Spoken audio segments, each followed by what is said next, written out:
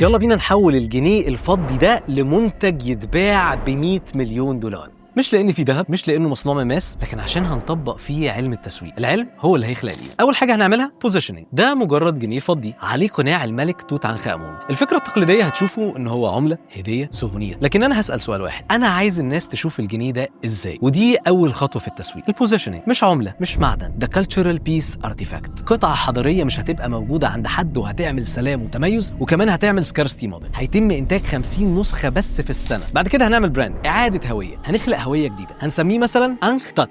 انخ هو مفتاح الحياه، تات هو توت عنخ امون الملك الشاب الغني. كده الجنيه خرج من كونه مجرد سوفونير وبقى ارتيفاكت. ثالث حاجه هنعملها هي الفيجوال ايدنتيتي، الهويه البصريه. نختار الوان مثلا زي اسود ملكي، ذهبي، فضي. بعد كده هنعمل ال10 جارديانز، الحراس ال10. قبل ما نخلق قصه لازم نخلق طقس، وهنا بتظهر اسطوره ذا 10 جارديانز، 10 اشخاص بيتم اختيارهم سنويا بعد اختبارات بقى في تاريخ السلوك، الانضباط، الهيئه. هم الوحيدين في العالم اللي مسموح لهم انهم يلمسوا القطعه دي. بعد كده هنعمل رويال انكيوبيشن، الاحتضان الملكي. دلوقتي ندخل للحدث الاكبر. القطعه بتتحط جوه صندوق ملكي مفتوح قدام قناع الملك توت عنخ امون لمده 365 يوم، سنه بحالها. وبعد السنه دي القطعه بتاخد تات دي ان اي، يعني مش مجرد قطعه، دي قطعه اتولدت من حضن القناع. هنروح بعد كده ونعمل رويال سيريال انكودنج، الكود الملكي. لكل قطعه كود بالشكل ده، تات اصل القطعه، انخ الهويه، سنه الميلاد، رقم الاصدار، الجارديان اللي لمسها، وبيتوثق رسميا في المتحف المصري الكبير. هنعمل ليميتد اكسس، اللمس ممنوع، والاهم الاطار ده ما يتفتحش بايد اي حد.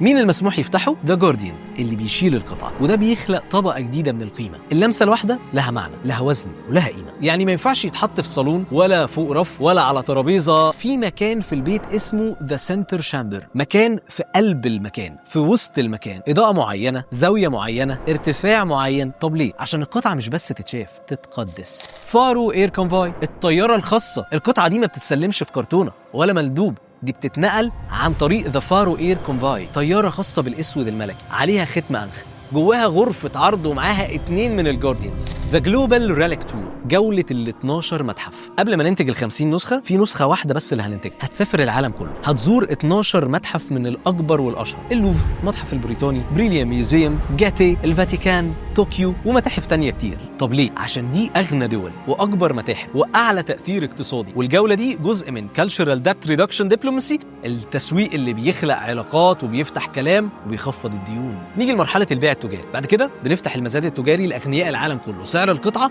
بيبدا من 100 مليون دولار، وهم اللي بيحددوا السعر تصاعدا. طب ازاي نسوق لها عالميا؟ خليني اقول لك انه التنفيذ الحقيقي من خلال محتوى مرئي، فيديوهات قصيره، اي، الجارديانز نفسهم، الطياره، المتاحف، السيريال، الاحتضان الملكي، اعلانات، سبونسرد ادز تبقى موجوده على تيك توك، يوتيوب، انستجرام، وفيسبوك. ونعمل PR كامبين عالميه خلال فوربس، فوغ، جي كيو، ارت نيوز، هاي بيست. نشتغل على الالترا هاي نت انديفيدوالز، هم دول الليستس اللي نبدا نبعت لهم زيارات. طيب هل هنعمل تسويق للجماهير؟